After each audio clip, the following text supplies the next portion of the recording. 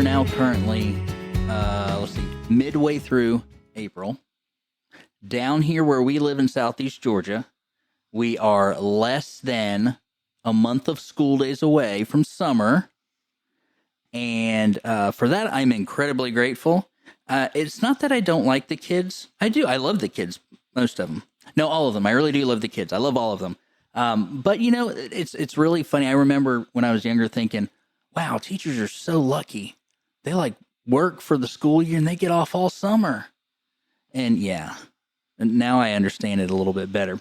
But something else that is really cool is that in the misery of the last month of school, as we claw and fight and scrape and scratch our way through, we get to do that alongside some really great people. Yes, sir. And before I started working in the school system, I had no idea the amount of supports that are out there for students with special needs. And I always thought, okay, well, there's a teacher here and maybe a speech therapist there. But what we're finding out, the more and more we talk about this stuff and get people to come talk with us, is that there is an entire nation of people out there that are linking arms to help support these students. And it's super cool. And tonight, I say tonight because, this afternoon, as we record this, we get to introduce yet another one of the fantastic people that we get to do this whole loving kids with. Yes. And walking hand in hand and sometimes dragging each other across the finish line. Because you know what? It's a hard job working with kids. And so, Laura, I'm going to let you go ahead and introduce this week's guest. All right. So this week we are talking with one of our coworkers / friends at work. She's a speech and language pathologist that works with many of our kids. This is we call her Miss Eliana Rodriguez. And I tell you, everybody loves to go to Miss Ellie's class. We even have kids that cry when they have to leave because Miss Ellie, she'll get on the floor with the kids and she will just tap into their needs and their wants and their abilities. And and it's infectious because even kids that she doesn't serve want to go see her. That's true. It's like, well, come on. It's true. So yeah, this episode we have Miss Ellie, and we'll probably call you that all episode. That's how it's gonna roll, Miss Ellie. So just like I call Jared Mr. Curtis a lot too. So that's fine. Well, good. So, you were talking about not knowing that before you started working in the school system, Jared, that you didn't realize the amount of support. And I think that's a common thing. And I know that when I was a young parent and my child went to school and they did the kindergarten screening, that they were like, well, I think that maybe he could benefit from some speech services because he kind of is a little nasal. And I'm like, okay, well, first of all, I think it's hereditary. And second, I don't think I need him pulled out of classroom because he, speaks through his nose a little bit. And I didn't understand what it was. So, but I think a lot of people have that misconception that Miss Ellie, that all you do is help kids talk right. I don't think that they understand. Send them to Ellie so they can talk good. Yeah. We're just going to teach them how to talk. I don't think they understand the vast array of the multifaceted thing of speech and language pathology. So probably throwing a curveball a little bit, but you go ahead and let us know. Tell us what you do with our kids, and not just telling them, teaching them how to use their words, like speak correctly. Yeah. So speech, we have such a huge scope of practice. Like we call it the speech umbrella, where we do we can target so many different things. And that's how we learned it in grad school, like the speech umbrella. You have, yes, helping kids speak correctly because they have the sound errors and they're hard to understand. That goes under like articulation and phonology because there's some patterns and there's some letter recognition and phonemic awareness that they don't have, and that's just like in one little segment.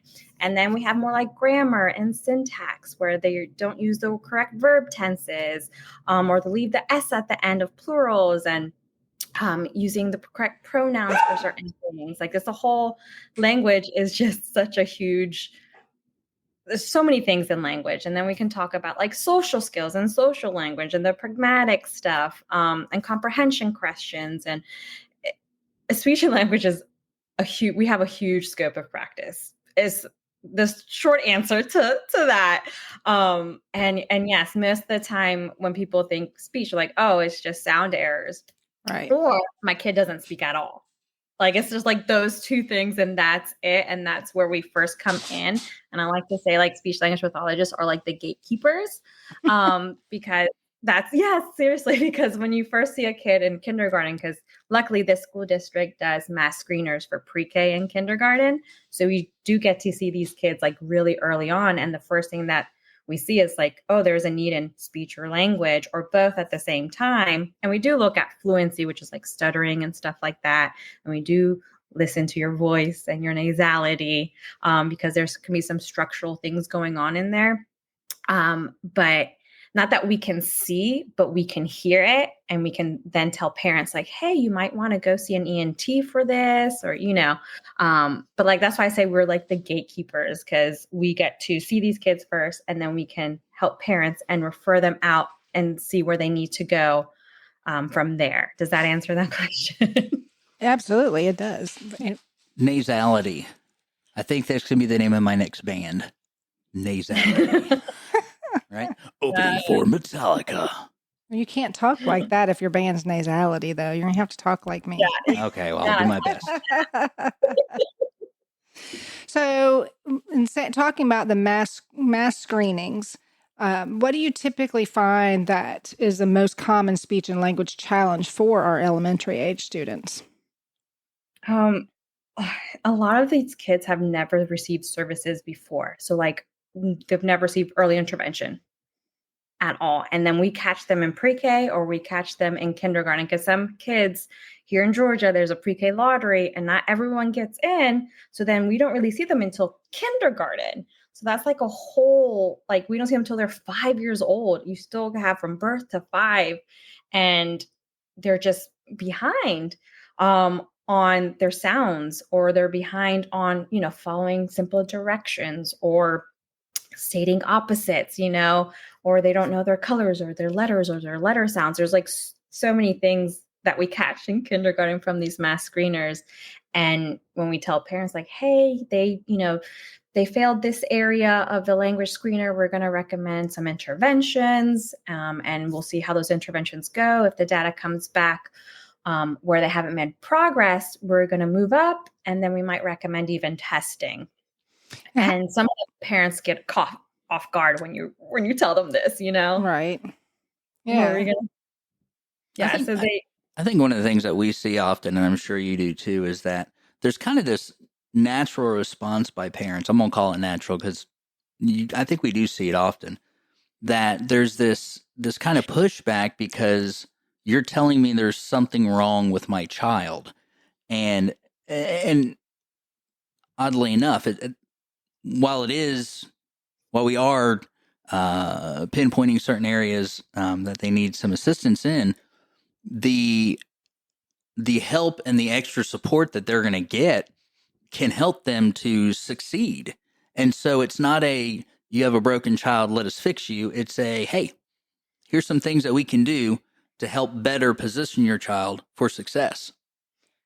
And there's probably some guilt there too. If we're, like you said, it's not till kindergarten. Sometimes the parents might say, oh, well, why didn't I catch this? But that kind of brings me back to what Miss McMillan said. Well, we've gone to school for this. We've been trained how to look for these things where parents have not. So they shouldn't feel bad about that. And I would think that the parents would you probably have a broad spectrum, or not a broad spectrum, like two polar opposites. So you probably either have the pushback or the parents are like, do everything you need to do. There's probably not a whole lot in the middle. No, I completely agree. And I was going to say that, like, some parents are like, what? My child has what? Or they're having issues with what? And then they, I'm like, hey, you can ask me whatever you want. Like, call me, email me, and we can go from there. But I was like, I try to inform them as much as possible of the process, like from screener to like evaluation to after, if they need an IEP and stuff like that. I explain the whole process. And I also tell them, like, depending on what it is, right? If it's like articulation, phonology, like our goal is to hopefully have them graduated by the time they go to middle school. Like that is our goal, There's other kids, of course, that would have to be in speech a little bit longer, but there's certain goals that we tailor to each kid that we try to meet them. And some kids get to be in speech just for a little bit because they've met, that gap, and then we get to dismiss them. And then some kids that just need a little bit more time, and then that gives parents a little bit more time also to come to the idea, that they have speech, but maybe there's something else going on too. And then, so luckily in this county, we've had parents where they've been very supportive of anything. Like, yeah, if they need to pull out more, like, yeah, let's do it. Oh, do I need to go to the doctor? I'm like, yeah, that's a great idea. Always talk to your pediatrician if you have concerns, because that's where they catch them first. They're supposed to be doing developmental screeners every so often, and those screeners answer them, truthfully. And that's when they flag certain things and they tell you, hey, we should probably refer your child to speech or occupational therapy or PT.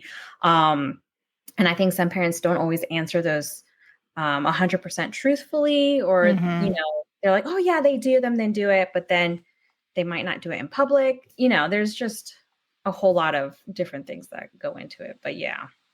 Right. And like I said, I didn't understand it when mine were in elementary school.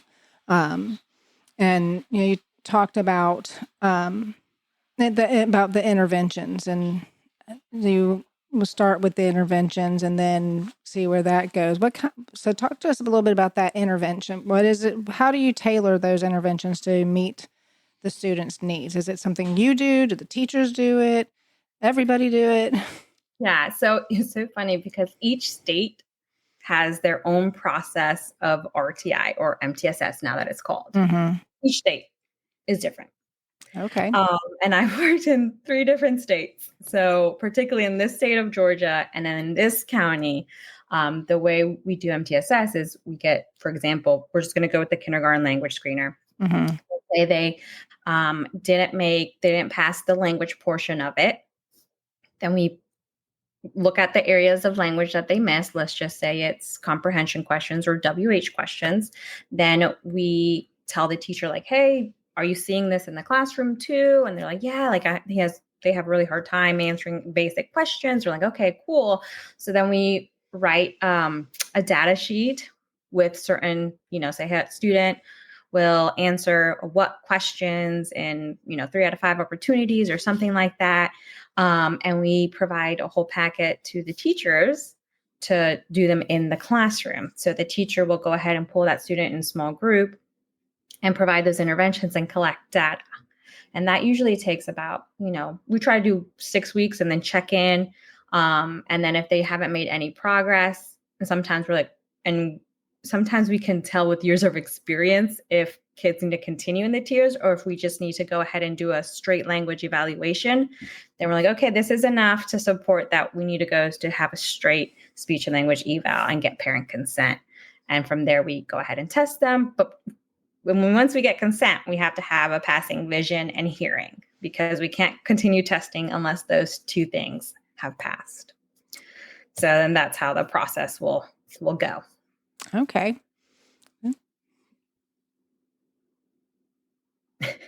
And I'm just listening. I'm like, hey, I'm down with it. Yeah. So you also talked about a lot of times the pediatricians are supposed to be kind of catching the, maybe we need speech, maybe we need OT, maybe we need PT. So if a child is getting outside services, can they still get in-school services? Absolutely. Is it the same thing? Yes and no. You get services by a speech language pathologist who's been trained and licensed. The only difference is in speech, like in school, we tailor it more to school setting, and in private speech is more like a functional, life, like functional skills for life. Um, so, um, so yeah, sometimes both of those line up. So sometimes we might have very similar goals. Um, but if you have a student who's like private speech and you have a school speech, we look at the private speech eval, but we try to have our goals a little bit different for insurance purposes. From the private setting, they don't want them to match. So we have to change ours a little bit in the school setting. Is it beneficial for them to have outside and inside in school I therapies? always say the more the merrier. Mm-hmm. Because in school we only have a certain amount of time during the day, and depending on it, we might see kids 2 times a week, sometimes 1 time a week. And if parents want to progress a little bit more, or some kids are very severe, they just need that extra time. And in the schools, unfortunately, we can't give your kid speech therapy 5 days a week, because we see like over 100 and something kids, versus in the private practice you have a clinician who only sees like 20 kids, or something like that. So they can see them 2 times a week, 3 times a week, as long as your insurance covers it. Mm-hmm. So I say the more the merrier. Well, I know I've always, like one of the things, I think I said this last time too, though. And my dad's always said for years and years and years, you can never over communicate. And so I guess getting support to learn to communicate is equally beneficial as much as you can get it. Because, like we were saying earlier, it's real easy to hear speech and think, okay, you're teaching somebody how to talk, but it really does encompass all of communication. What comes out of the child's mouth, as well as what goes into their ears and what they process. And so I think it's safe to say that, it's okay to ask the questions and ask the pediatrician and to talk about all different, because I know we've worked together a lot. You mentioned the WH questions. A lot of our population that we work with, they really struggle with that. I don't know how many times, I'll ask a student how this or where this and get the answer yes and no. And it just doesn't quite match up because there's this processing delay that's coming, from the person saying it in, once it hits their ears and travels to their brain, there's some things going on there that are kind of causing speed bumps. And so, yeah, I mean, we as parents, as teachers, pay attention to your kids. If you see any of these signs, please don't hesitate. Talk to teachers, talk to, whoever it is that you want to talk to that is in that field and allow them to assist you. Because one thing that I know I've learned over my 20 years of having a son with autism is that, man, you got to ask questions. Like, there is no shame in not knowing. And so, yeah, if there's any question whatsoever, please contact your local authorities. Where did that come from? Like, that just rolled up in my head, but it doesn't even make sense. Well, I mean, authorities, not necessarily police officers, but the local authorities on See, I like how you try to help me. topics. Because sometimes I hear myself talk and I just want to flog myself. Anyway, I'm sorry. Go ahead. Well, and as Miss Ellie said, that there's the importance of early interventions, because if they can catch this before they get to pre-K or kindergarten, before they're 4 or 5 years old, what's the benefits of that, Miss Ellie? Well, I mean, we just see like with any early intervention, the quicker they get it, you see progress also at a better rate. I know sometimes kids are very unique and each kid has its own challenge and their own rate of progress. So I can't just say a blanket statement, but if you catch it early, you get more help earlier, right? Parents are more informed earlier. They can seek out more help, more support groups if they need to. They can do their own research ahead of time too.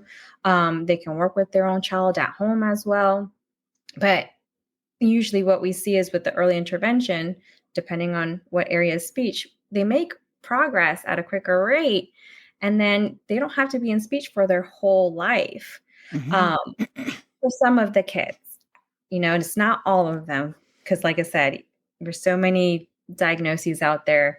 A lot of kids just progress at a different rate and their severity is very different. So I just think early intervention is good so we can get these kids communicating the way they're going to communicate, because we have some communicators that are not verbal communicators, but they're different communicators. And what we like to, I like to say, use your preferred communication method, right? And it Mm-hmm. can be sign language. It can be pictures, what we call PECS, a picture exchange communication system, where it's like a certain picture and you put it on a board, or you can put it on certain things or on buttons, and they just use that. Or, if it's a more high-tech communication system, it can be like an AAC device, Mm-hmm.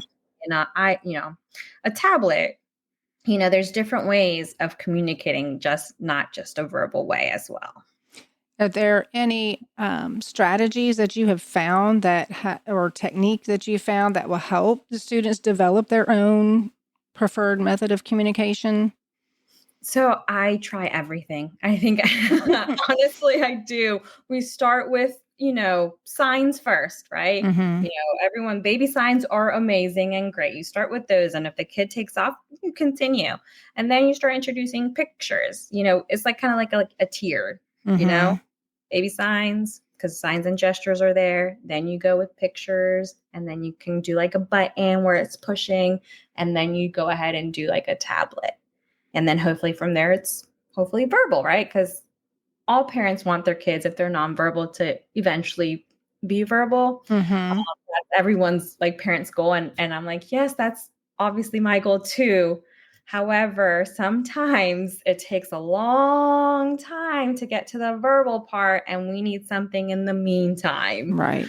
And those other communication systems helps, because it helps reduce frustrations on both ends, the kids and the parents end, because the parents are just doing 21 questions, or Right. luckily some parents are so in tune with their kid that they just know, like, hey, he's looking this way, this This is is what what it he means, wants. or they know a certain tone, and oh, he wants this, so Mm-hmm. parents are just so in tune with their kid that they don't even use communication systems. And then you have to educate them on the benefits of using a communication system. So it's a lot of education that we do. Right. Well, and I know when we talked to Marley last week about this, and so Xander didn't speak when he was young, and he did the pointing and the looking, and got what he wanted, and till we got stubborn and nope, this kid's going to do something. However, when we were presented with the option of possibly using a tablet and with a program for communicating, we, as we're uneducated, thought that it would hinder him becoming verbal.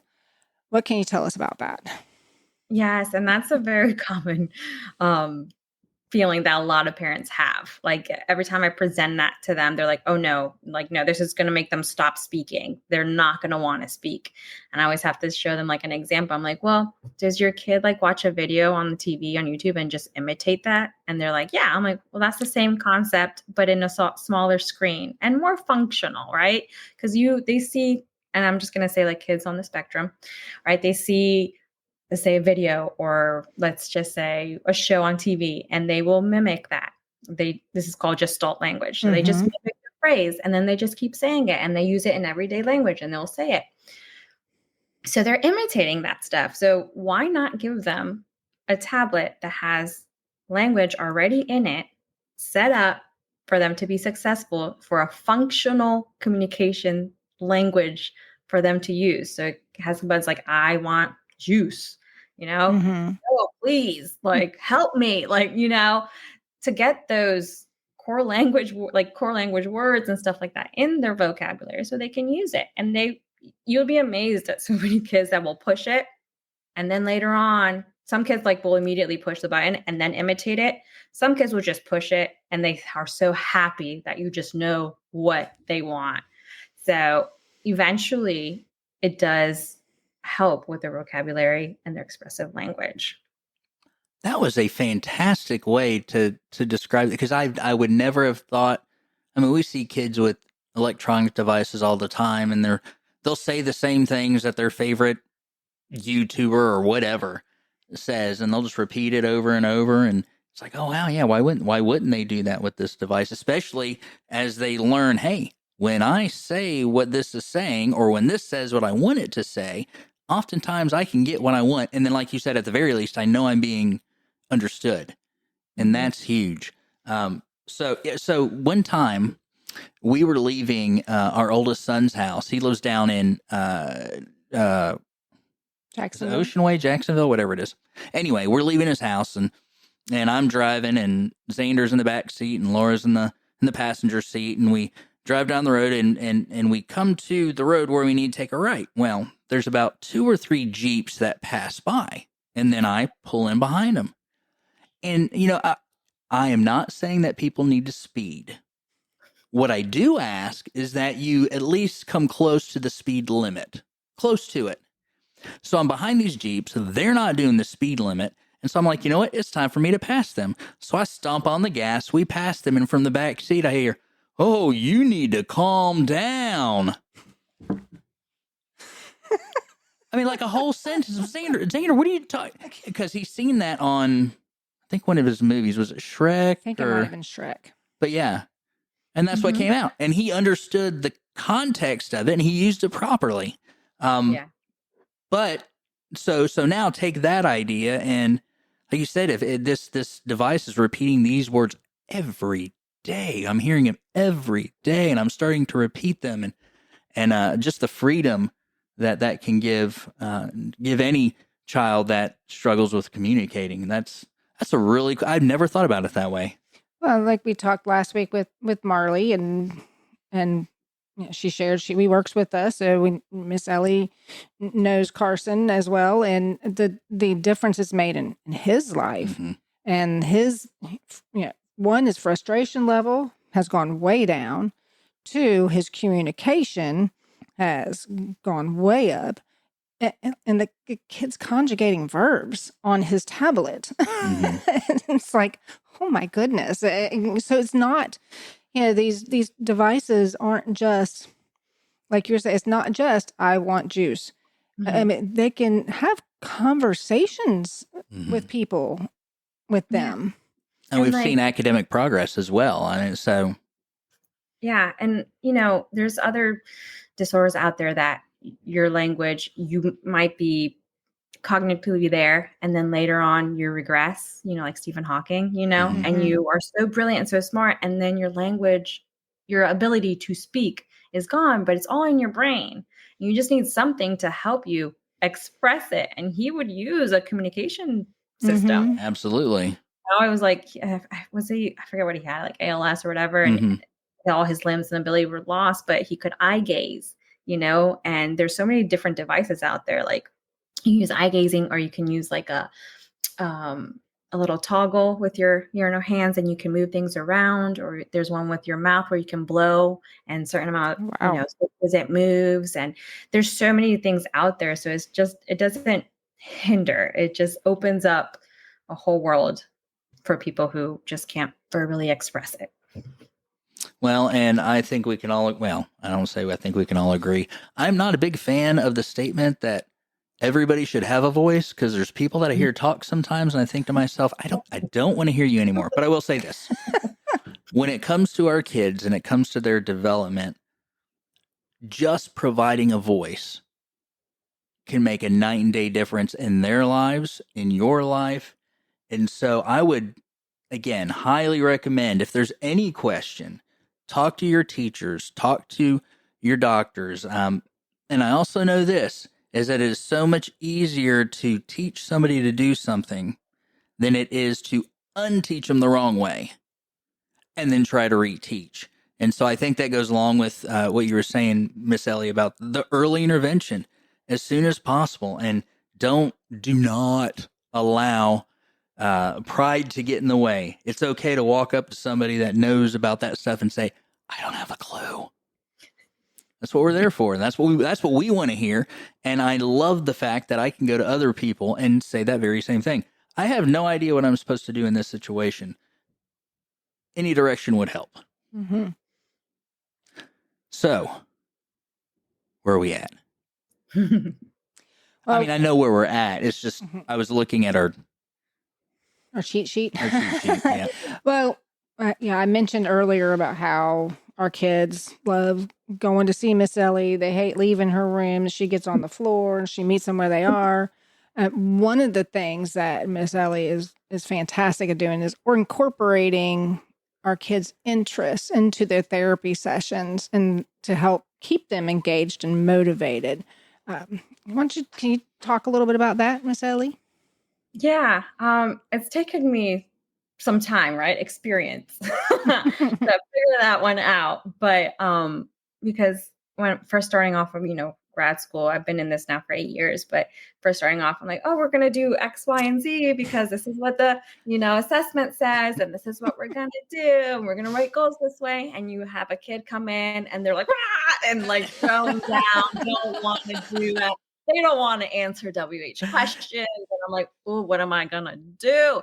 Like, how can I get this kid engaged? And some kids are super easy. We're like, hey, we're doing this. And other kids are just not interested in the task at all. So what I've known from all the years is establishing a good rapport.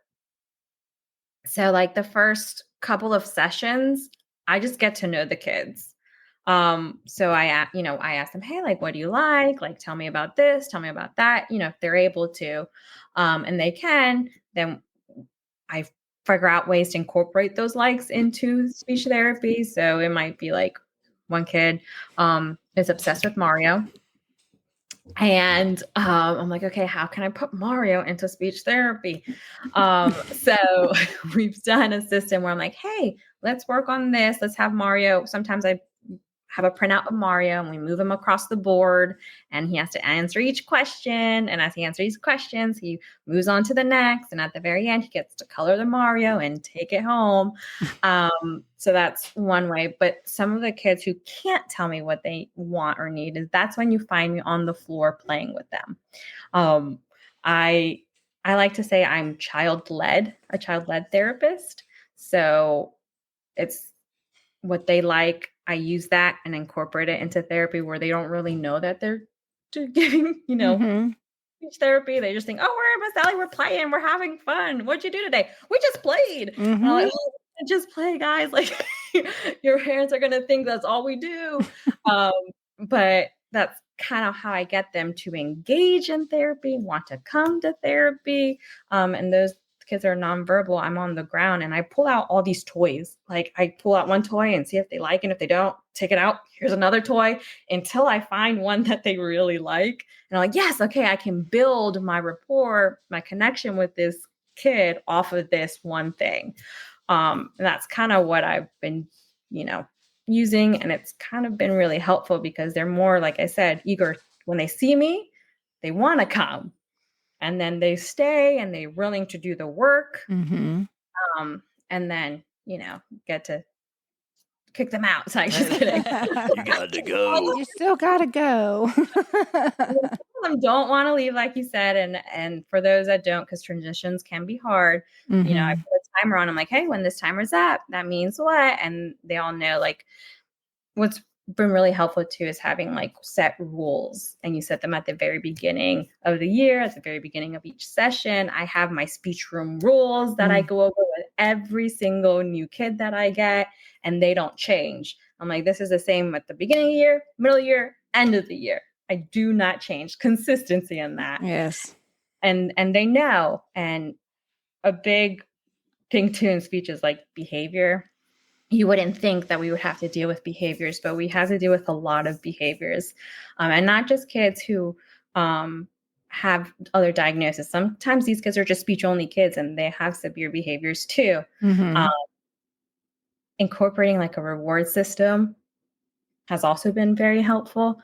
I have a treasure box and I use like a punch card. And I'm like, if you do all your work you follow my rules, you get a hole punch. And I'm like, 8 hole punches is a treasure box. And they seem to be very motivated by that.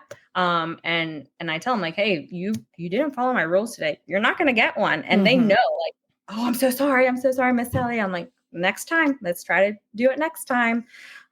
So I think those key things are what I've learned that work for me across the years is kind of how I get them to engage and do the stuff and meet them where they're at too. And it seems like that those good strategies help you overcome those obstacles. So like you said, the behaviors or the not knowing how to communicate. And,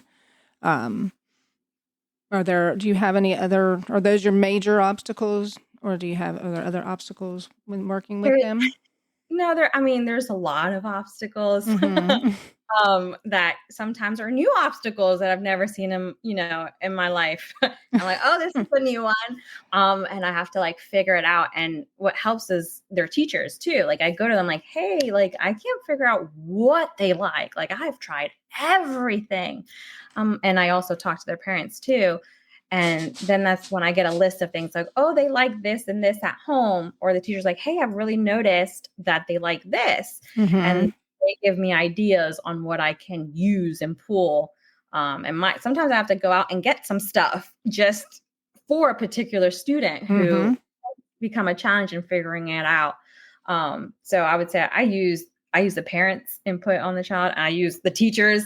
Like there's a specific kid that we work with that sometimes I feel like I got them down and then they change next week and they don't like anything. Yeah. Like, oh. And that collaboration is important. And as part of when we share our students, you're part of our team as a teacher, as a general education teacher, and the parents and any other service providers, and that collaboration is important. Because I know there's times you've come to me and said, hey, so-and-so really did great in this today. And I said, do what?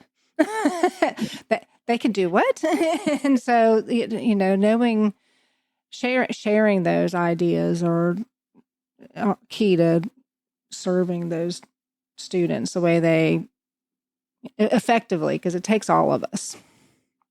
Yeah, no, I agree. And I like after I have a session, I always like to talk to you guys or their teachers and tell them how they did or what they did that day. All kind of on the same page. And that seems to be very, very helpful, for the student. And then, for our relationship to build upon, I think that really, really helps in the collaborative setting. So Miss Ellie, if you could only say one thing to all 3 of our listeners that would stand the test of time, what would it be? What would be your one major piece of advice? Become a speech therapist. We definitely need all them. The cool kids are doing it. Oh, no. I mean, I guess for parents, if you have a gut feeling or something like that, just go seek out help. Go to your pediatrician with your concerns. Ask around. Find those resources.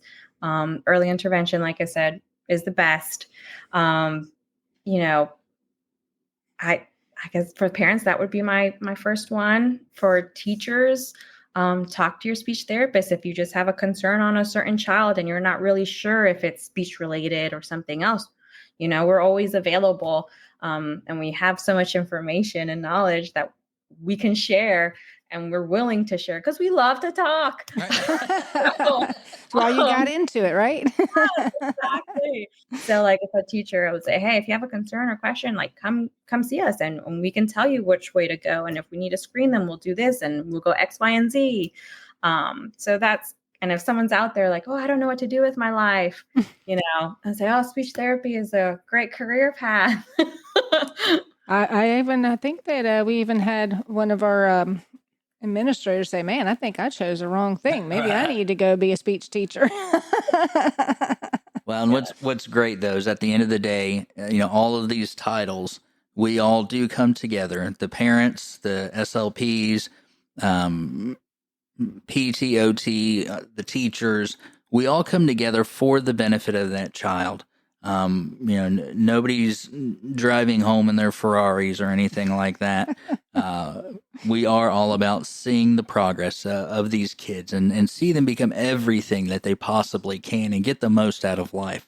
Miss Ellie, thank you so much for hanging out with us. We're going to wrap up this conversation and one more thing. Uh-oh. Like we said last week, don't forget this month and part of next month, they have the AAC programs. Yes. Some of them up to half off. We posted the flyer on social media. Yeah. And we'll probably share it again after this one comes out. Little secret, Miss Ellie was the one that showed us that. She's the one that gave us that. Don't tell anybody. I know. I told you, so much information. She does. She's got a wealth of information. So. All right. Well, thank you again, Miss Ellie, and we will talk to you later. Absolutely. All righty. Bye-bye. Bye.